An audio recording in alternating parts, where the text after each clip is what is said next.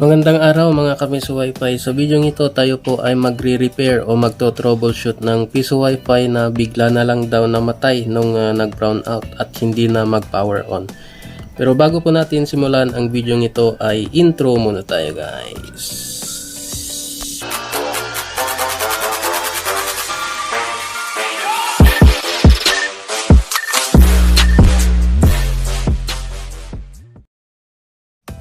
So ayun na nga guys, ito po yung Piso Wi-Fi ng ating client.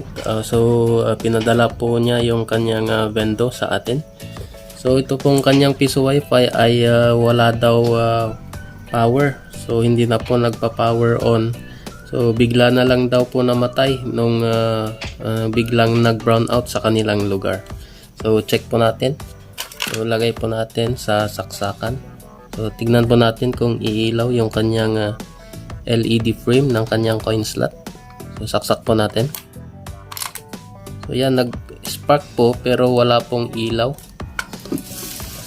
So tignan po natin yung kanyang loob. So sabi po pala ng ating client ay nasira na rin daw or nawala yung kanyang susihan ng kanyang Piso Wi-Fi vendor machine. So sa next video po natin tayo po ay magpapalit ng cam lock or yung ganitong lock feature po ng ating Piso Wi-Fi vendor machine. So sa ngayon po ay tignan po natin sa loob. So wala pong naka-ilaw or hindi po talaga nagpa-power on yung kanyang Piso Wi-Fi guys. Ayan. So tignan naman natin yung kanyang taas. So nakasaksak po yan. At hindi pa rin po umiilaw yung iba. So tignan po natin yung sa taas. Ayan. So sa taas nandun po yung kanyang relay, single channel relay, saka yung kanyang back converter, saka yung kanyang centralized power supply. So hindi po lahat umiilaw. So yung hinala ko po ay may tama po itong kanyang power supply guys. Ito po guys. So meron po tayong stock dito. So meron po tayong dalawang stock. Yan. Yung dito po. So ito po yung centralized power supply na 12 volts 5 amperes. Ayan. So ito po yung gamit po natin. So ayan. Output over voltage protection. So may protection na po siya sa over voltage output. Ayan. Over current protection, short circuit protection, surge protected outputs at input. Ayan, 100 to 240. Saka may 50 or 60 Hertz output. LED indicator. So may LED indicator na rin po siya. Pero yung nakasaksak dito ay wala pong LED indicator, meaning po ay hindi po siya hindi po nagkakaroon ng power at hindi po niya kayang i-distribute dito sa kanyang mga pyesa dito guys. So ito po yung unang option po natin na papalitan. So try po nating palitan yung kanyang centralized power supply na 12 volts 5 amperes guys. So tara po at palitan po natin guys.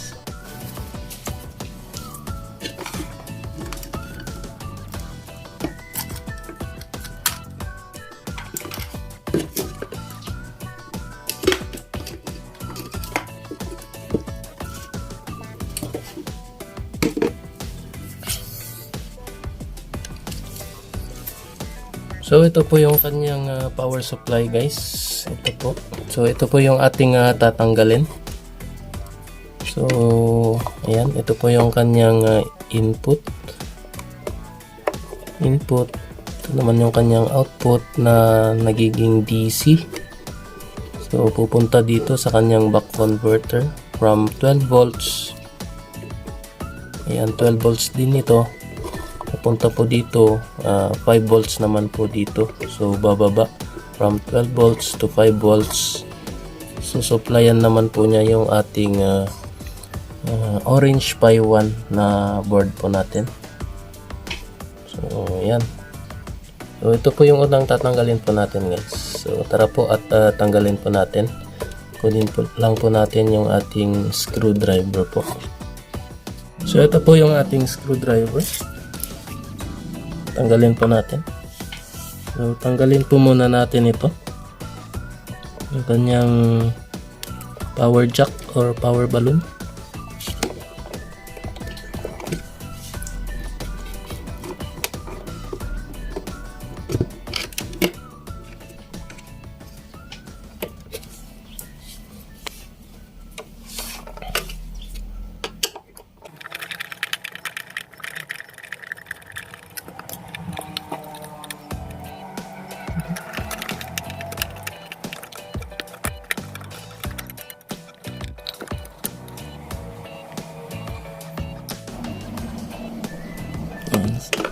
So meron pang tornilyo dito.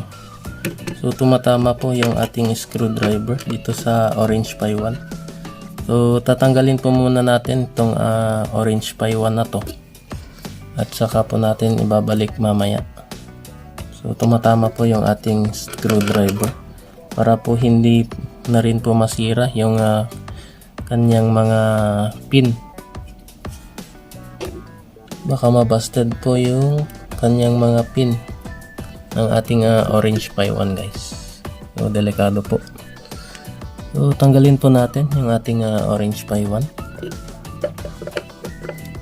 So, tanggalin po muna natin yung kanyang mga connection. Ito USB to LAN adapter, LAN cable, saka yung kanyang power adapter.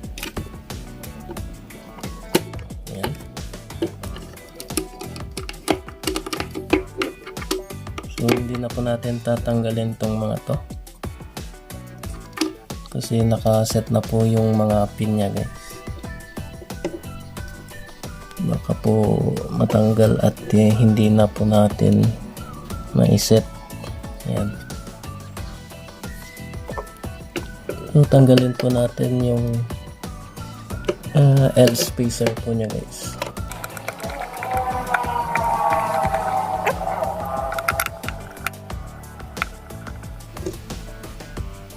Yan siya guys. So, pwede na natin siyang ibaba. Oops, dahan-dahan lang po guys. Ayan. So pwede rin natin tanggalin tong connection ng ating coin slot para hindi po nakakasagabal dito guys. So try po nating abutin yung isang tornilyo dito sa likod ng ating power supply. Ayan, so pwede na po siyang tanggalin guys. So yan, hindi pa pala natanggal yung ating wire dito. Yung kanyang input guys. 220 volts. Ayan. So, nakatanggal naman po yung saksakan guys. So safe naman po tayo guys. Ayan. So tanggalin po natin yung andito guys, yung connection na andito.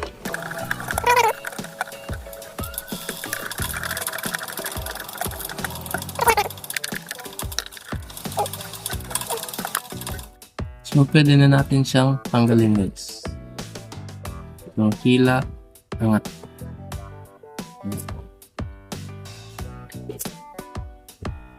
Dahan-dahan lang po para po hindi po masira yung mga iba po nating piyesa guys. Yan. So ito na po yung ating power supply guys. So papalitan po natin siya ng bago. Ito po yung bago. So ito rin po, tanggalin po natin to. Tapos lalagay po natin siya dito sa bago po nating power supply guys.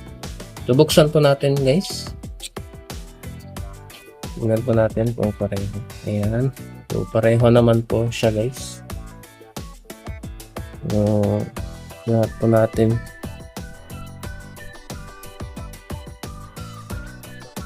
Ayan. So, tatanggalin po natin ito guys, itong power jack. At ilalagay po natin siya dito. So, kung makikita nyo po, may sign po dyan. Negative po sa kaliwa.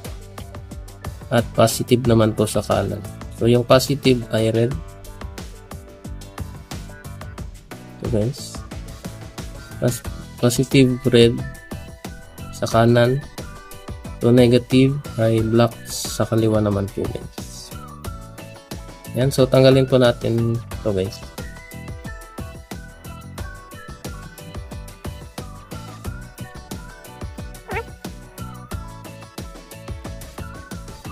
So, ito po yung bago. Tanggalin po natin yung kanyang tornilyo. At ilalagay po natin yung kanyang power jack. Tanggalin po natin ulit.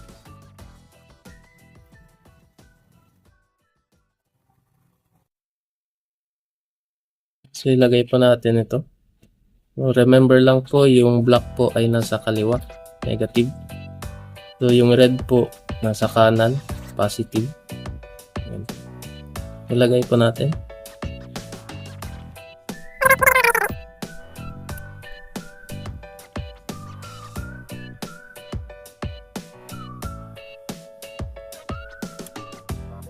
Ayan. So, ilagay na natin. Lalagay naman po natin yung para sa saksakan po niya. So, ilalagay po natin siya dito guys. Yung dalawa guys. Kahit magkabaliktad po siya guys. Yung line to neutral po siya guys. So AC po ito. Ito naman po ay DC guys.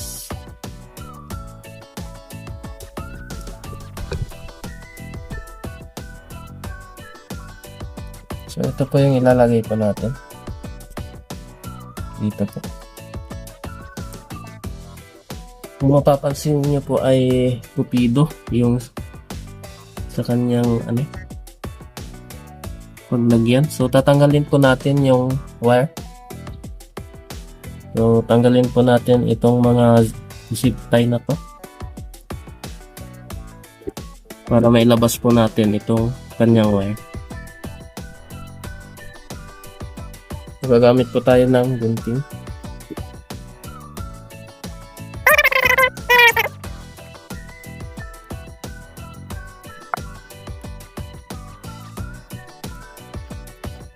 Tanggal na natin.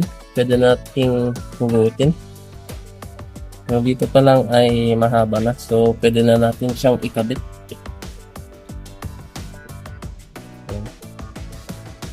Ilalagay naman natin yung para sa kanyang AC or line to neutral. So 220 volts po ito. So magiging 12 volts. Dito naman po lalabas yung 12 volts guys. Ilagay po natin guys. So tanggalin po ulit natin yung kanyang tornilyo.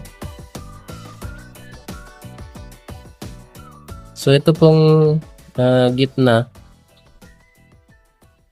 ay ito po yung kanyang sign. So ito po ay ground po. Ground naman po itong nasa gitna guys.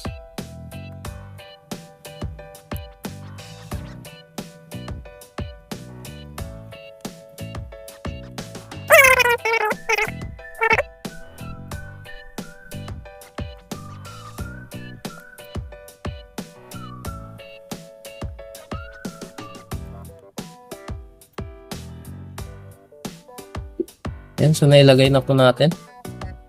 So pwede na natin siyang ibalik sa loob guys. So tara po at lagay po ulit natin siya sa loob. So testing po muna natin kung may ilaw. Disable ko lang yung flash ng ating cellphone. So saksak po natin. Ito po yung saksakan at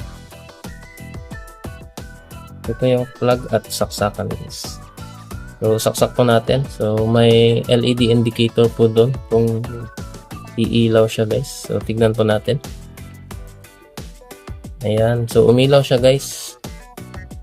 So titignan po natin kung igilaw din yung ibang piyesa ng ating piso wifi kapag naikabit na po ito. So dito po lalabas yung 12 volts. So susuplayan po niya ng 12 volts yung ating mga piyesa guys. So ibalik po muna natin siya dito sa loob. Tapos yun, testing po ulit natin. So tanggalin po ulit natin siya, yung saksakan, para safe po tayo. So balik po natin.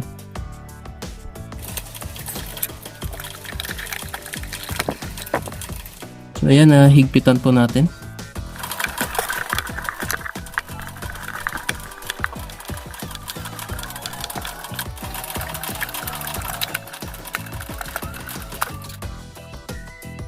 Ayan, tapos na yung dalawang tornilyo dito sa harap.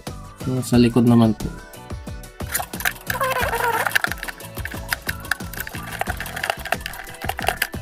Ayan. Mahigpit na po at ibabalik naman po natin itong ating Orange Pi 1 na board na tinanggal po kanina. So, balik po natin ito.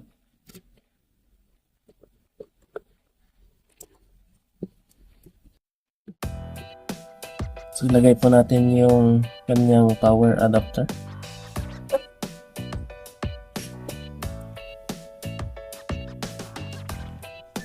So, be careful lang po at baka mabasted po itong kanyang mga pins.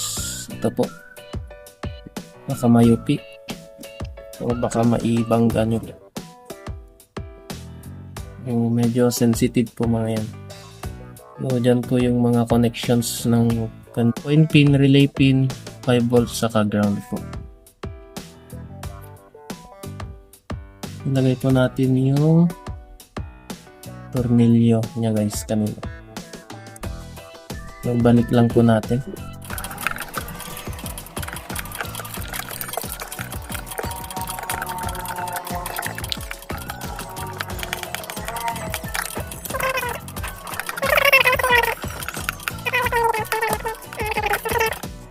So, ibalik po natin itong kanyang LAN cable.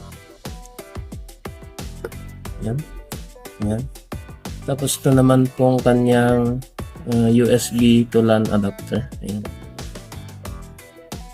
Balik po natin.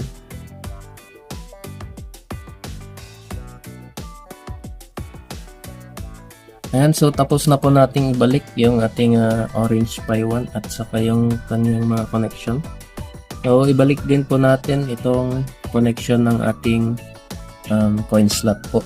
So, tinanggal po natin kanina para hindi po makasagabal. So, yung red po, yung red po na yan, so dapat po ay nasa taas. So, baliktarin po natin para nasa baba kasi nakabaliktad po itong ating piso wifi guys. Yan. Dapat po ay ganito po siya guys.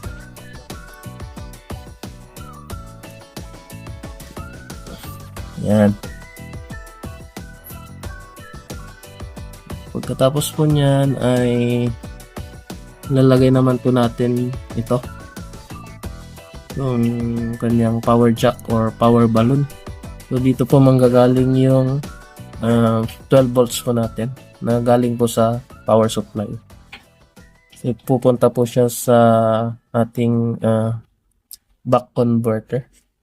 Ilalagay pa natin siya dito. Dito guys. Yan. Salpak pa natin.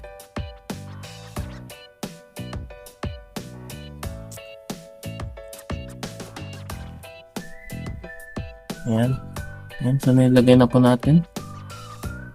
And, kompleto na po. And, yun.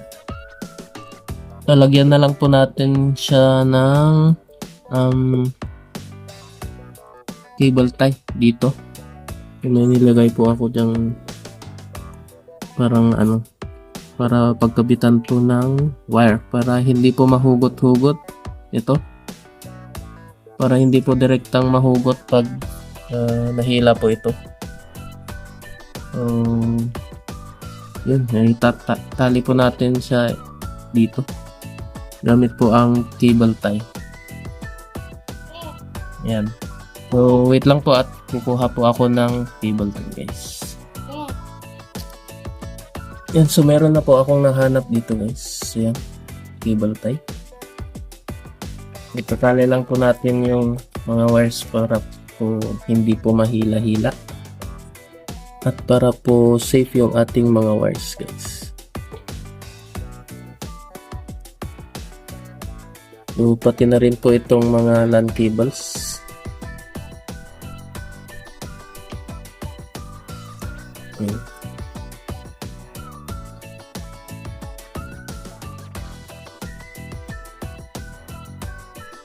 Ayan. Tali na siya, guys. Yan, pag mahila po siya. Yan. Hindi po direktang mahihila. So, tatalian din po natin itong mga to, guys. Ilagyan po ulit natin before testing po kung gagana na ba yung kanyang piso wifi, guys. So tali lang po natin ito gamit ang cable tie din po.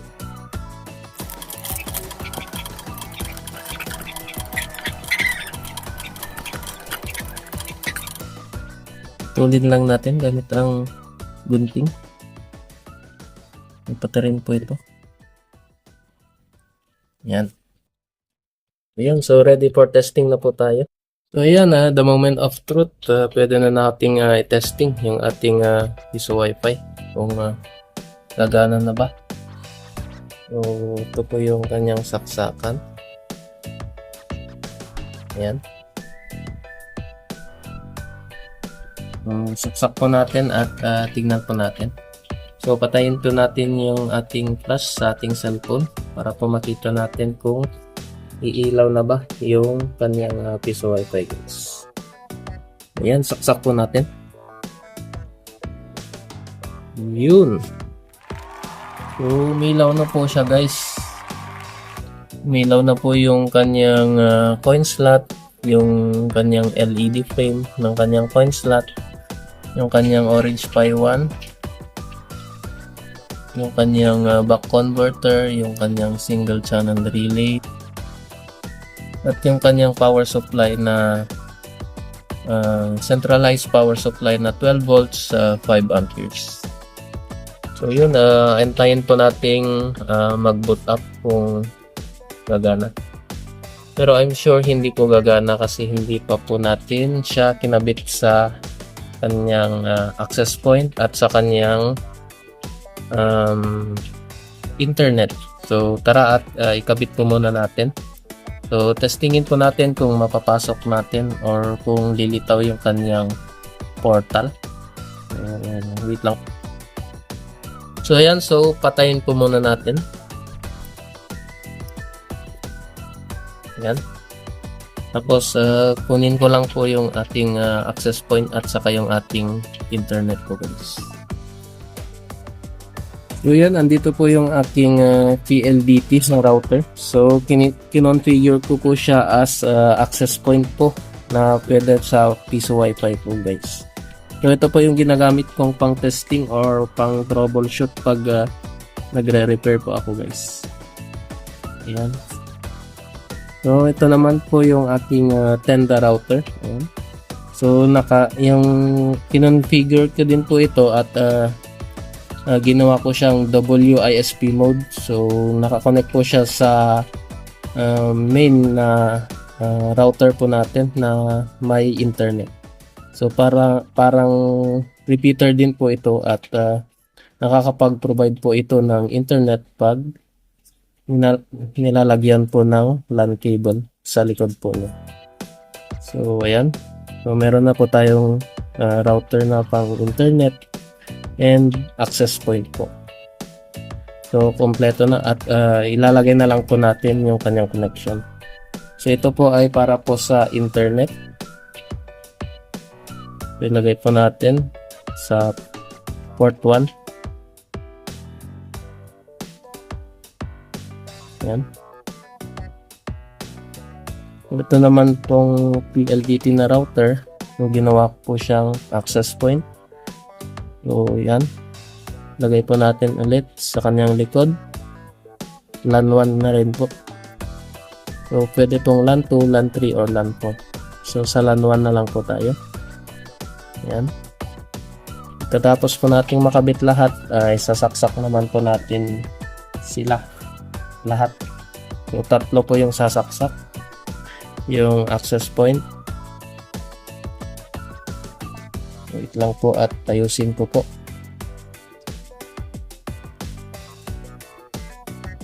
Ayan.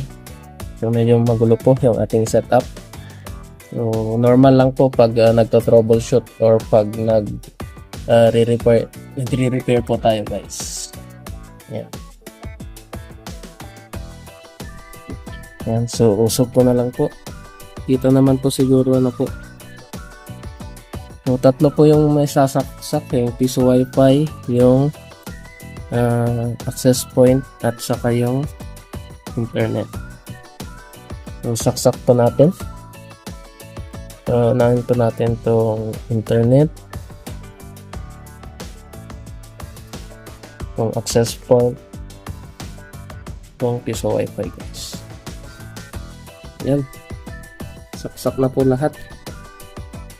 So, wait na lang po tayong mag-boot up yung ating piso wifi, guys. So, tignan po natin.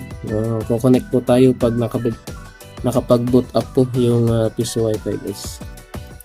So, pag nakapag-boot up na po yan, titigil po yung pagbiblink ng kanyang LED frame. So, meaning po nyan ay pag nakapag-boot up na po siya, guys. Titigil po yan, guys. At magiging running light na lang po siya, guys. So, yun po yung mga indicator ng kanyang ilaw, guys. So, pwede ko namang pong iharap sa inyo, guys. Wait lang po.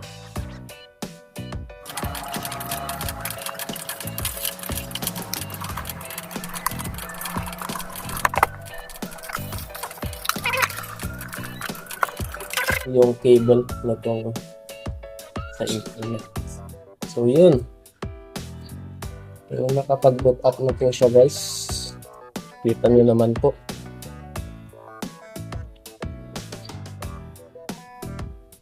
Tumigil na yung blinking lights at naging running light na lang po siya, guys.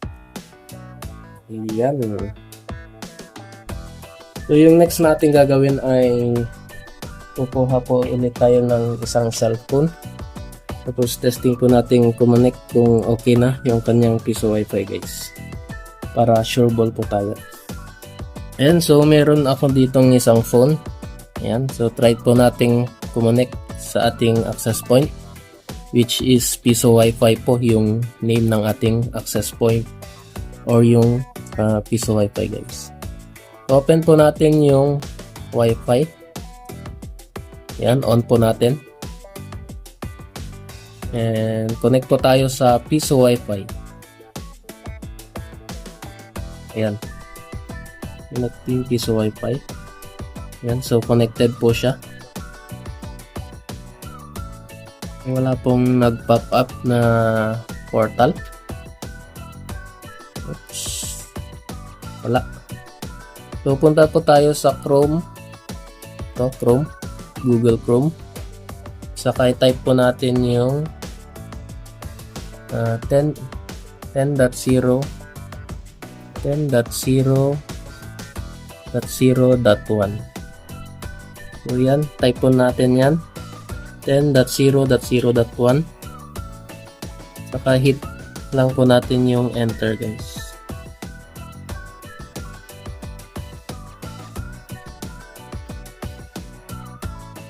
Wait po natin.